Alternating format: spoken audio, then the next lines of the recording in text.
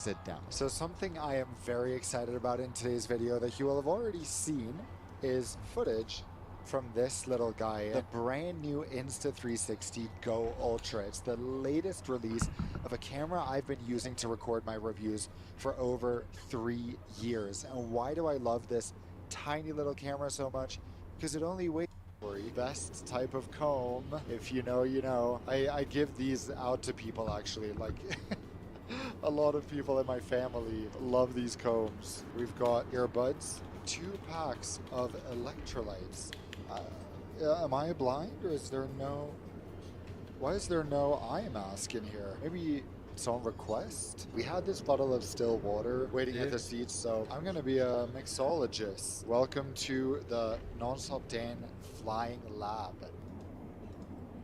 Smells amazing. Just coming at you from a little later in the flight, spoiler alert, but I had to ask the crew if they had an eye mask now that they're done with the meal service and everything, and they do, and I suspect this could be the fanciest eye mask I have ever received from an airline. Apparently it's supposed to be at every seat upon boarding. It wasn't at mine, but otherwise you can obviously request it, so let's see. I just have to get my genuine reaction in the moment. Oh wow, it's one of these super padded eye masks where they have like a cutout for your eyes. These are quite expensive, so wow, nice going there, Beyond. Let's see. Complete and total blackout. There is no light coming in right now. Wow, I might have to start using these. Okay, I am very excited right now. The food is here. I got the Japanese starter off the menu, Japanese salad, maybe Japanese vegetables, and it smells amazing. But what I'm most excited about is that I see right here, we've got Emirates focaccia, which is some of the best, probably the best in-flight focaccia in the world. I think actually, based on the catering truck I saw by the aircraft, perhaps Beyond's catering is actually from Emirates, which would bode well. This dish is obviously nothing fancy, but it's super healthy and tastes fantastic. Who doesn't love a Japanese salad?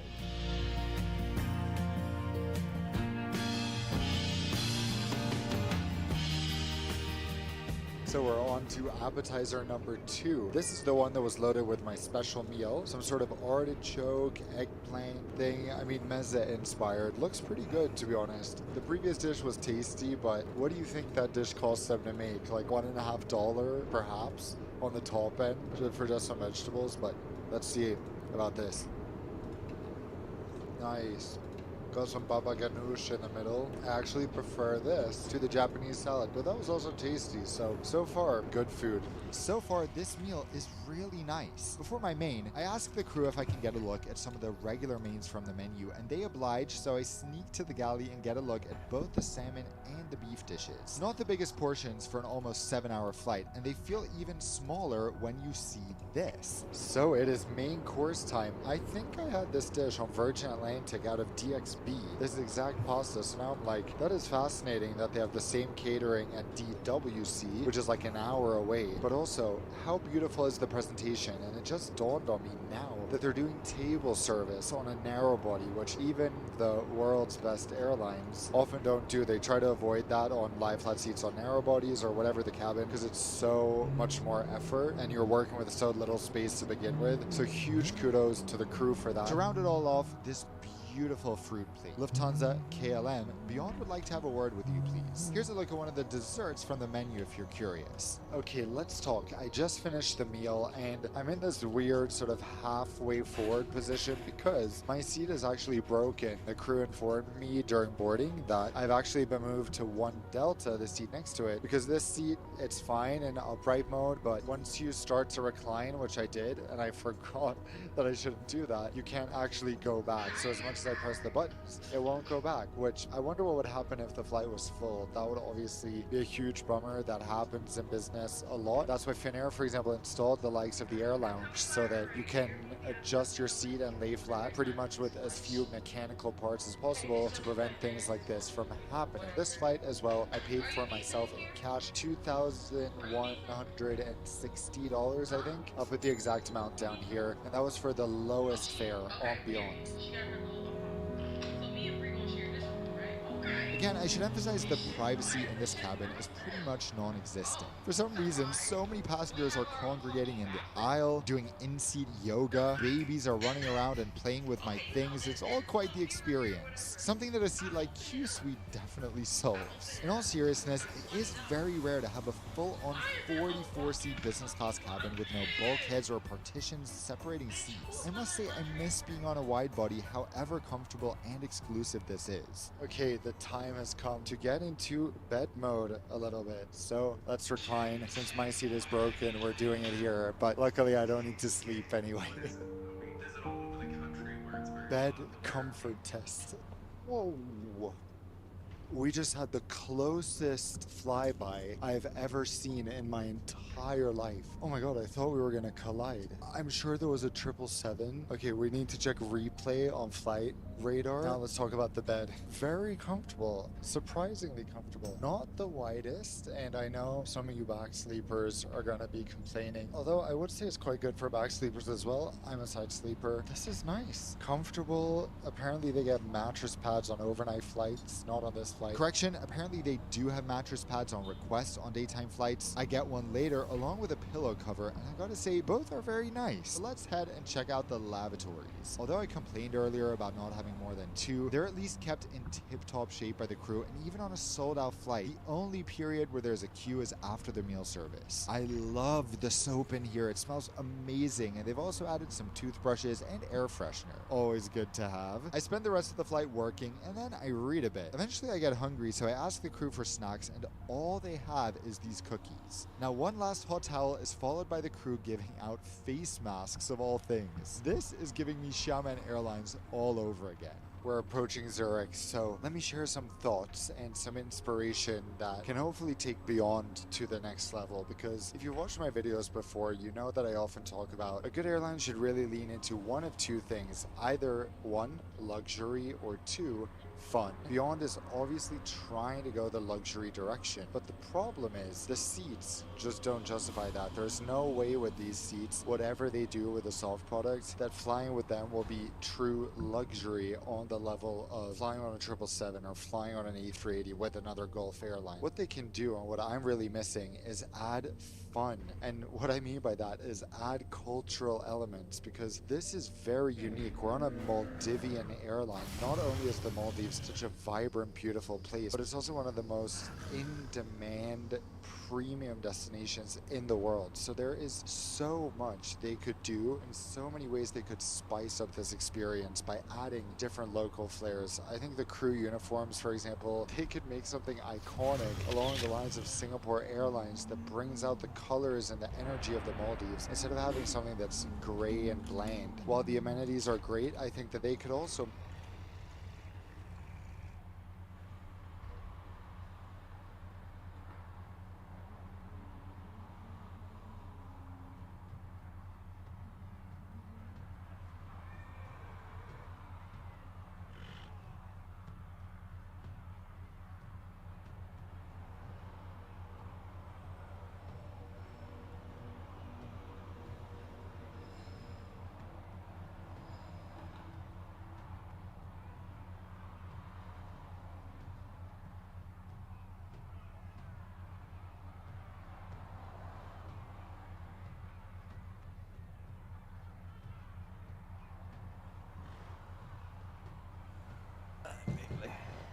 That's mean a lot, can mix. Got a lot, me. Got a lot. Me got a lot.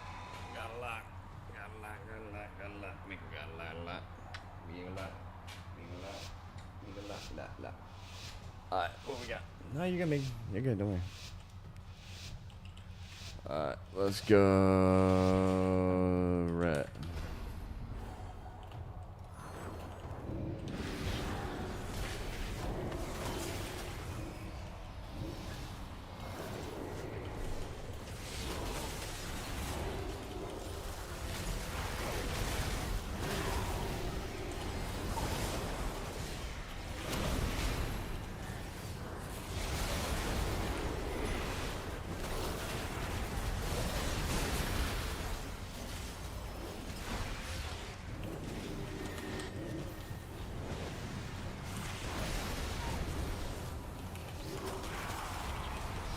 Those are nice bubs, bud. Big old bubbles there. There it is. Bullshit, he gets out of that fucking trash. All the bullshit, I got my fuck.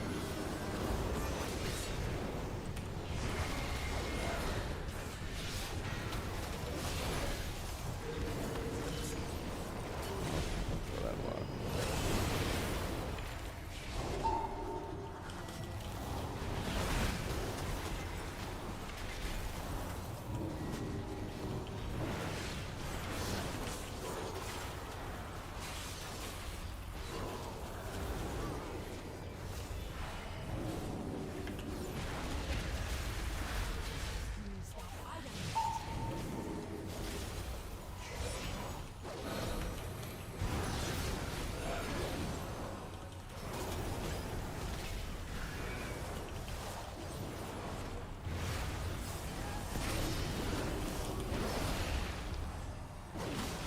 Bro, fuck off with that.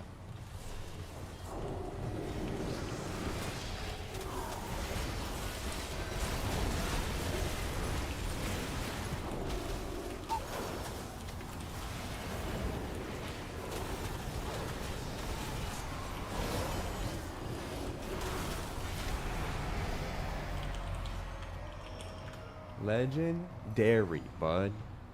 That's what they call me. It's a nasty ass mage play right there. Fuck yeah. That's some fucking 2K mage play right there, boys. Get the fuck out of here with that shit. Jesus Lord.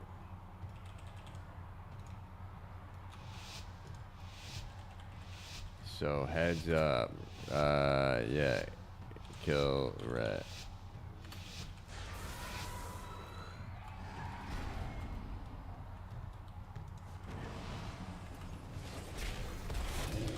Ah! I can't believe I fucking... Ah!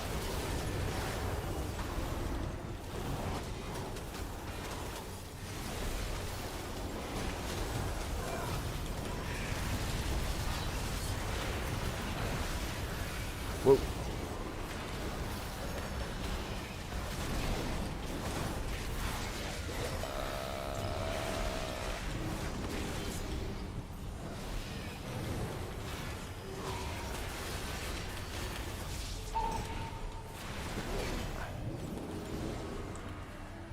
It forces the bubble there. That's good. Fucking good.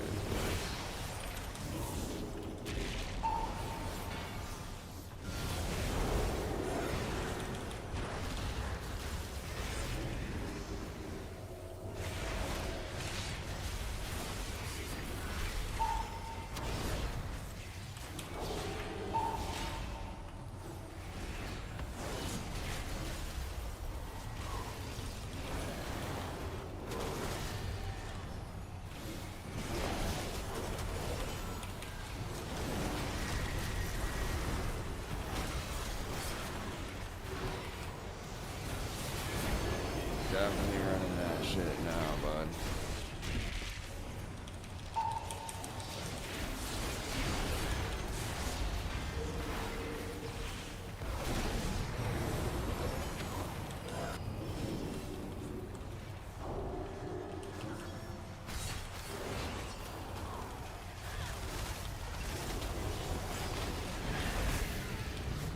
Oh my god.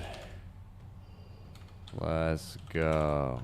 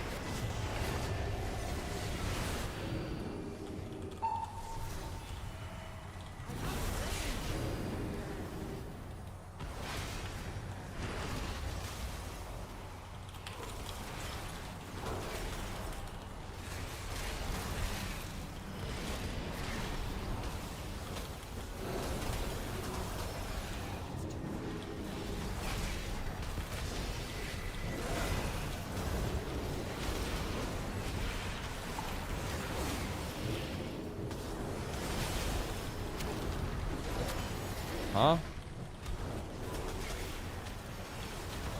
Did he bubble and walk through the fucking thing? Bull fucking shit. Oh, that's not good as fuck. That's fucking GG.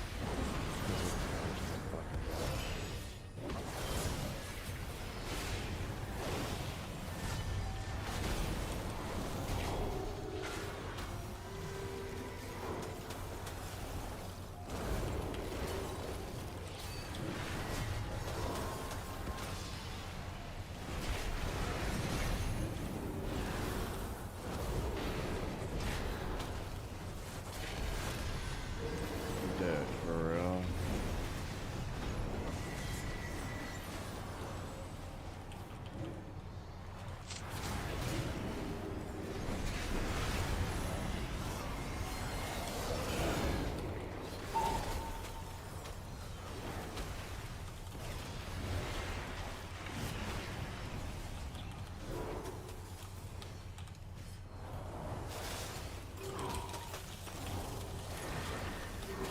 Fucking doing this.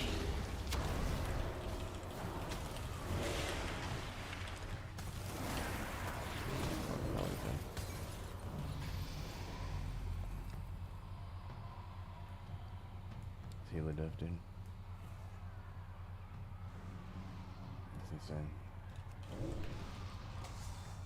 I mean, the fact that they can lay each other just really fucks everything up.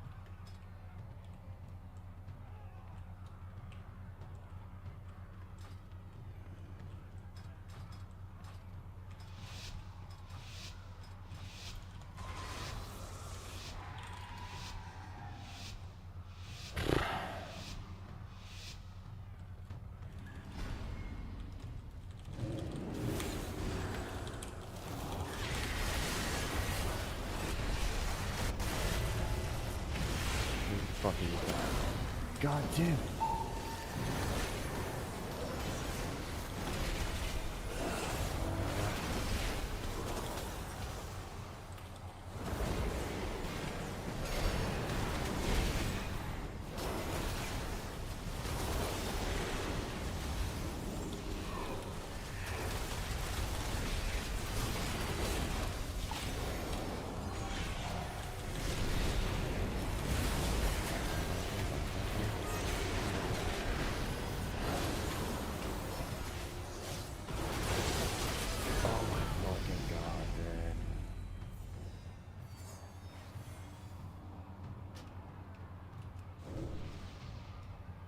That's kind of a joke.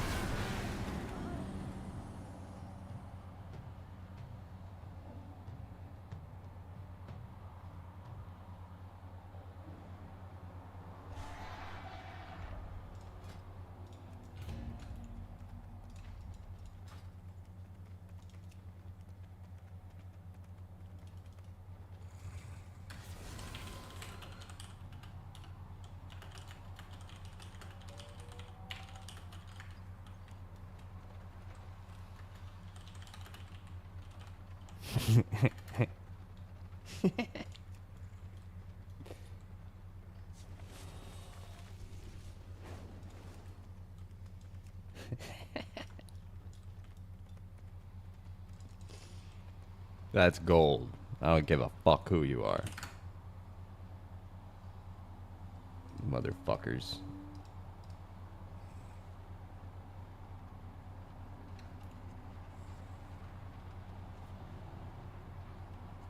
Yeah.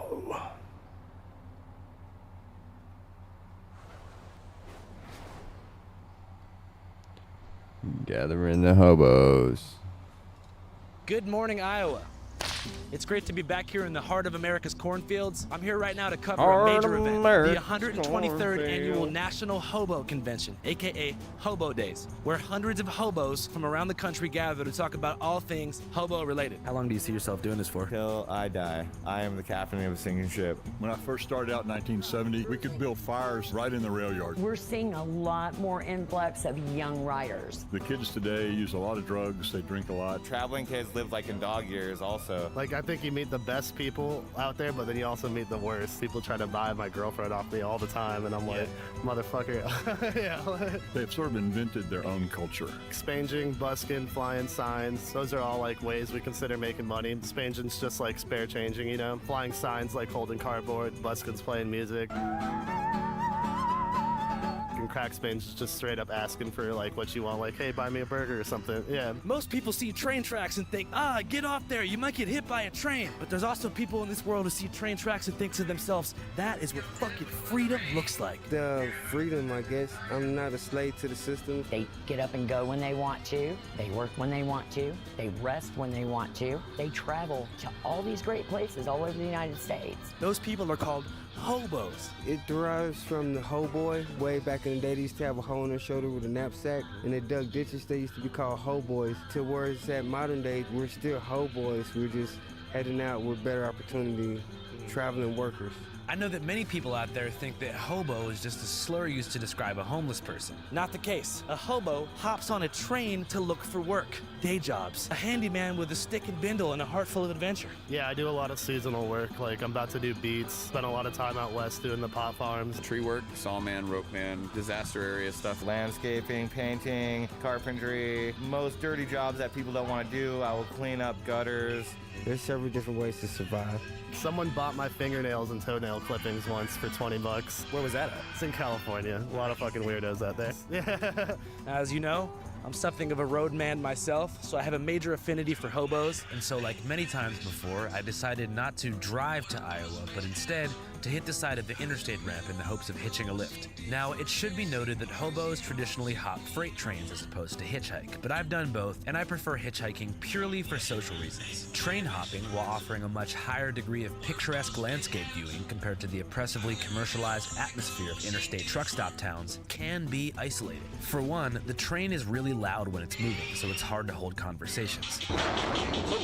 Take them out of here. And then, most people that you meet hiding out at rail yards are either other train hoppers, railroad employees trying to arrest you, or tweakers trying to kill you. With hitchhiking, you see a broader spectrum of humanity. You never know who's going to pick you up off the side of the road, or who you might meet in the nondescript grassy area behind the side of the road. Well, I'm 37. I live here in Brownsburg. I got 3 kids, and man, I hate to say this, man, but I sold drugs, and that's the way I had to survive. After a brief yet familiar conversation, I was off to Iowa, over 700 miles away from where my journey began in Twinsburg, Ohio, a small, quirky town that hosts the annual Twins Gathering, which I attended with the Hoff twins. Here's a preview of that. Do you guys fuck with the police? Yes, my professors are former police officers. I just took a shooting course this month. Day one. I mean, I ain't gonna lie, they were bad. They ain't never even been in a fight before. Oh, you know, it's like, you gotta fight for our love. Twins. We've all seen them. Millions of sperm are released during a single ejaculation.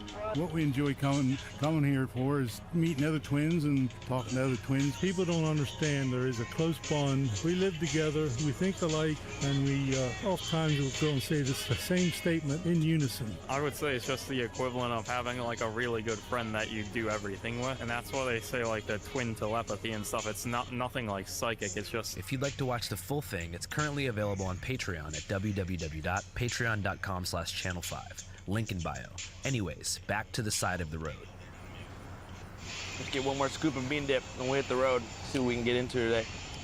Within 2 minutes, I was picked up by a friendly motorist. Booyah. Oh, hell yeah. Fuck yeah, cool. What's up, bro? How you doing? Good. I'm just trying to get out west to Iowa. The man said he was an immigrant from Nigeria who'd recently gotten his citizenship. He said that despite there being too much gay stuff on TV, he likes the US so far and is looking forward to starting a family here one day. They're trying to have the gay rights and just don't bring that bullshit around me. After taking me to a restaurant in Indianapolis, he drove me all the way to my destination without accepting $1. And there I was, Britt, Iowa, the Paris of the cornfields. So yeah, here we are. I'm pretty stoked. Directly behind these trees, there's about 350 hobos hanging out, talking about hobo shit. So we're gonna go in there, figure out what's going on. Upon my first arrival to town, it was hard to spot any real hobos as I walked down Main Street. As is typical with any kitschy regional Americana event, there were people wearing tongue-in-cheek hobo outfits, eating corn dogs and crazy t-shirts, and giving money to buskers performing Woody Guthrie covers. But then I saw the Hobo Museum in the middle of town, where, after paying a small entrance fee, I was able to feast my eyes on artifacts from back in the 1930s and learn about things like the Hobo Code, a hieroglyphic language of symbols that apparently hobos would use to scrawl important messages in train stop towns, particularly in the West, to convey important information to other working travelers like Fishbones, Bozo Texino, or the legendary hobo dog duo Stretch and Burlington. Of course, by the time the Hobo Code was cracked by academics and put into museums like this, it was virtually obsolete. For some brief history, the hobo way of life began to form shortly after the Great Depression, when down-and-out fellows from across the country would head west in search of prosperity and adventure. Soon it became a culture and a way of life, for returning veterans as well. After World War II and after Korea, there were a whole lot of military veterans who had PTSD and whatnot, and they just couldn't face going back to regular society. So they went on the rails. They didn't have money to travel, and a lot of them didn't have jobs, so they traveled to work in the apple orchards and fruit plantations and stuff like that. What was it like being on the road in the 70s? Much different than now. Whole lot of difference. So when I first started out in 1970, we could build fires right in the rail yard. Nobody cared what we did, really. As long as we didn't get hurt, we didn't steal anything, we didn't break nothing, nobody cared. The bull would come around, and they were usually like retired cops, and they were really just didn't want to fill out any paperwork. And they would come around and sort of, they weren't really bullies, but they would act sort of aggressive to establish their authority. And be like, all right, I don't want to see any of you guys around when they're kicking cars, you better be out of my yard. Do you have a hobo name? K-Bar. Yeah, I was in the Marine Corps, so I broke in with an old guy named Roof. He was an old guy. He started catching out in 1960, so he'd been on the rails about 10 years when I met him. Yeah. And almost all these old guys have a similar story where they met up with some other old guy who was a tramp who sort of taught them the ropes. The young kids today, not so much. They don't pair up with old guys, but back in the day, that was kind of the way it was. Almost all the adult men in 1970 were veterans of World War II or Korea. They were almost all alcoholics. Many of them had a tragic personal story, but they almost never talked about it. They were divorced and estranged from their children and stuff like that, but they never really talked about it. So comparatively, is that pretty different to the people who hop trains now? Completely different than what's going on today. Yo, what's up, everybody? I want to take a quick break here to talk about a direct threat to the hobo lifestyle: anti-homelessness laws, specifically Trump's recent executive order to remove homeless sleeping on the streets. Let's take a look at how the media machine is covering it. The left and right are covering Trump's executive order quite differently. For example, the left-wing Raw Stories headline reads, "Cruel. Trump blasted over quiet new order targeting the most vulnerable." While the right-wing Breitbart headline reads, "Trump's executive order empowers states and cities to remove homeless from the streets." As we know, and y'all know this, different outlets push different agendas, shaping the story to fit their own narratives, which is why independent reporting matters, and we here at Channel 5 are 100% committed to bringing y'all raw, unfiltered coverage straight from the streets. But before we hit the streets, we get informed using what, you might ask, ground news. Ground News is a dope-ass news aggregator that shows you exactly how different media outlets, left, right, and center, are covering the same story as it unfolds. That's why Ground News shows you how many actual sources are covering a story, so you can determine if an article is legit or just echo chamber algorithmic nonsense existing to control your mind. Another feature I love to use, the blind spot tool, which shows me and you the stories that might not be appearing in your typical media bubble. For all those reasons, we trust Ground News to help us cut straight through the noise, and right now, you can subscribe for 40% off the Unlimited Access Vantage plan, bringing the cost down to less than $5 a month. Just scan the QR code here, or click the link below to sign up. Supporting Ground News helps support us, which means we can keep making videos like this and giving y'all coverage that isn't watered down or dictated by corporate interests. So check it out, stay informed, and most importantly, don't let the media tell you what to think. All right, back to Iowa. It goes without saying that modernization, stranger danger, the arrival of more intense drugs, and the criminalization of vagrancy were all factors that led to a major decline in hoboship. But the buzz around town was that vagabond travel culture was having a huge resurgence, and apparently a new generation of hobos was forming. We're seeing a lot more influx of young riders, which I think is absolutely fabulous. Some of the young riders that are get a little rambunctious, and they just need to fine-tune themselves to learn how to do the right things. They've sort of invented their own culture.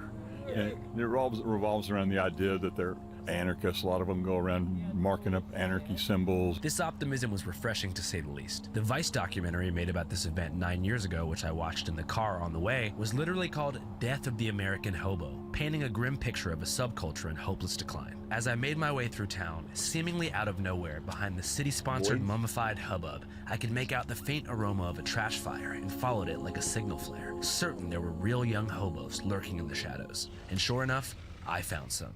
Paparazzi, yes! Whoop whoop! Are you a juggalo? Yes, juggalo hobo, whoop whoop! I love it. I've been sucking on that 2 days. I've been on it for 3 years. Huh? Shit, you don't give a fuck.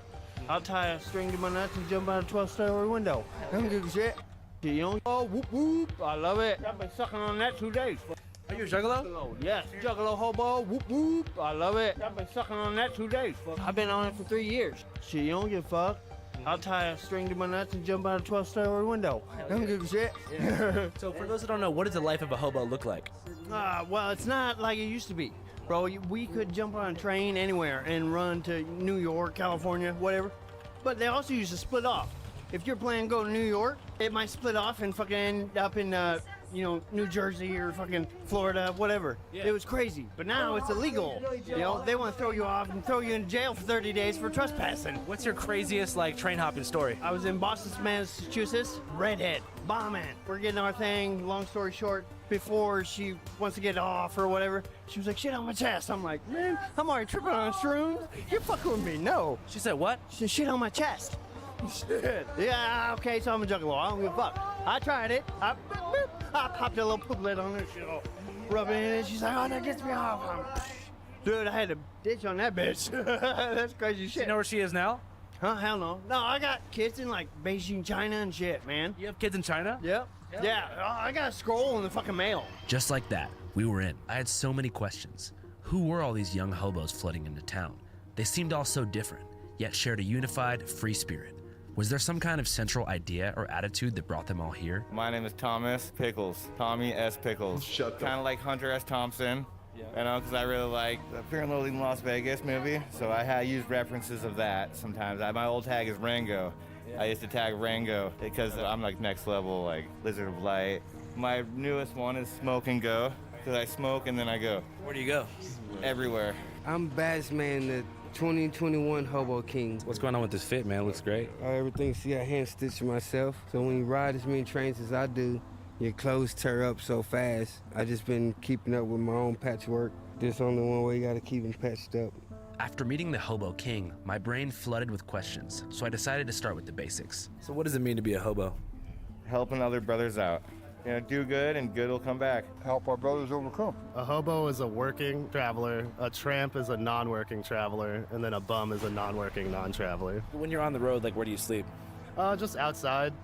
Like if it's about to rain, I always carry a tarp, so I just set up a tarp above. Otherwise, I find like a little cuddy spot because my dog just passed this year, but she wasn't like the best at having people walk by me when I'm sleeping, so I'd go out of my way to find a little hidden spot. Outdoors. I like outdoors, so rarely a hotel or anything else like that. Really, really rarely. Usually You say outdoors, you mean like in a tent or just in the grass? I'm sharing a tent with somebody right now, but I don't typically travel with a tent. I try to stay where it's 75 and sunny, and I'll go work some places and stuff where you can sleep outside. I'll winter somewhere. I'll head back south and house up somewhere so I can work for a few months and afford to travel and go see friends and go do the jobs and see the places I haven't ever seen before and just get along with everybody. Do you just jump on a moving train? No, I wait till they do a thing called crew change. When the engineering conductor gets on and off, I'm getting on and off. When they do their 8-hour shift, I do my 8 to 10 hour shift. What appeals to you about living this way? The freedom, I guess, to where I'm not a slave to the system. If I go work and get $1,300 on a paycheck, I might only see $300 of it. It gets me like depressed, become suicidal. I'd rather live out here, do nothing, and live free than be a slave to the system. Was there a point in your life where you thought like maybe you wanted to go down the white picket fence like corporate job route, or you just been outlaw roadman to the core your whole life? I started into this later than most of these people, and so I kind of came into it backwards, just backwards. I don't talk a lot about why I got on the road, but no, I'd already done college, and I was teaching and had a family and enlisted in the Army. A bunch of stuff happened, and life got turned upside down, and I ran away to the beach, and I went and became a beach bum for about 3 months, and then came back home and sold off everything I had, put some money in my sock and start walking. Had a lot of questions, and it's funny how walking or the meditation of moving around and changing scenery and everything is just I feel like you find answers. If you're really asking questions, start moving around and you'll find answers. I came into this very suicidal and didn't really care, and it's given me a lot of purpose and a lot of friends and a lot of new family. So after I had a divorce, we went through a bunch of stuff. It was an after thing in my life, not something I always wanted to do. How would you describe your childhood? I was moving like my adulthood, foster home after foster home after foster home. I was moved around a bunch, 22 different placements. That's what my caseworker told me. You have any relationship with your parents? No, they don't really care much about me. I wouldn't be in foster care if they did. They if I was to die here, they wouldn't mind. War, divorce, death of children. I just got into a place where I needed to run away and I didn't really care. Probably lacked the courage of my convictions to go through with another suicide attempt. So instead, I just started hopping freight and doing crazy stuff and walking off and getting really lost and I don't know. I think from that core grew a different person that is partly the same as the old man, but a different person. A man can work on anything in solitude, save for character. So you can talk the game, you can talk a lot of talk or whatever, but being around people and being useful to people, I feel is where you build the most character. What's like the best thing about this lifestyle? Being able to see a new place every day or every other day and meet all kinds of new different people. It's sad because a lot of people pass away. You encounter more people passing away than you do living a normal life in the same spot. What are some of the most common ways to go in the hobo life? To perish? Yeah. Shucks. Could be anything random, but one of the most common lately has been drug overdoses, usually fentanyl or something that the government created. It's all conspiracy. It's population control, so we're like the first ones to go. Traveling kids live like in dog years also. And a lot of them, they drink a lot, and they don't drink enough water, they don't eat very good. I try to eat decent food and drink decent beverages, and I'm still not invincible. What are some of the dangers in being a hobo? Well, losing limbs. The trains for one, and what are some of the dangers in being a hobo? Well, losing limbs. The trains for one, and then the people you run into, and they're like desperate, down on their luck and desperate. So when they're like that, they're willing to like try to take advantage of you. Yeah. Have you had any close calls before? Several. Yeah.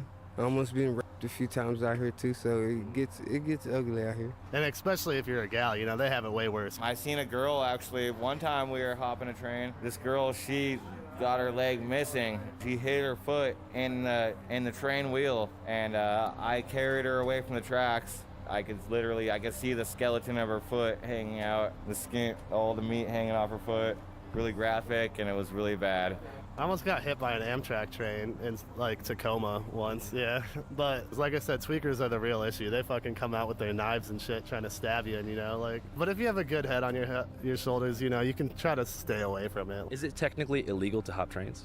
Yeah, it's illegal to trespass and get on other people's property. It's legal to ride the trains. Yeah, it's definitely illegal. What's the actual charge for hopping a train? It's legal to ride the trains. Yeah, it's definitely illegal. What's the actual charge for hopping a train? To whatever they want in whatever county you get caught in. So it could be a week. It also depends on what you want. And trains, yeah, it's definitely illegal.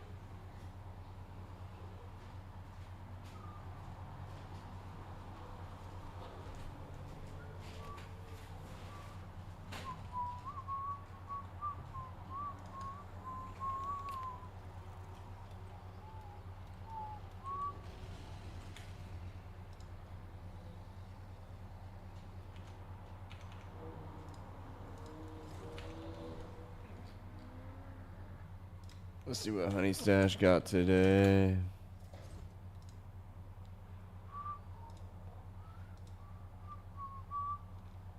Let's go fucking concentrates. Just look at concentrates overall. We got Sun, Rhythm, Newer, Sneaky Peas, BBBB, Turpix,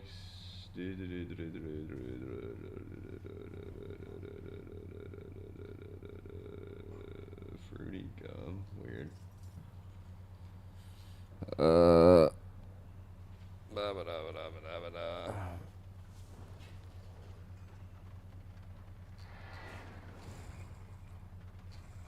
Yeah, Airhead, Western Cotton, blah, blah, blah, blah, blah. There's Modified Gary. Maybe get a Modified Gary. And then Flow. We got Blissco.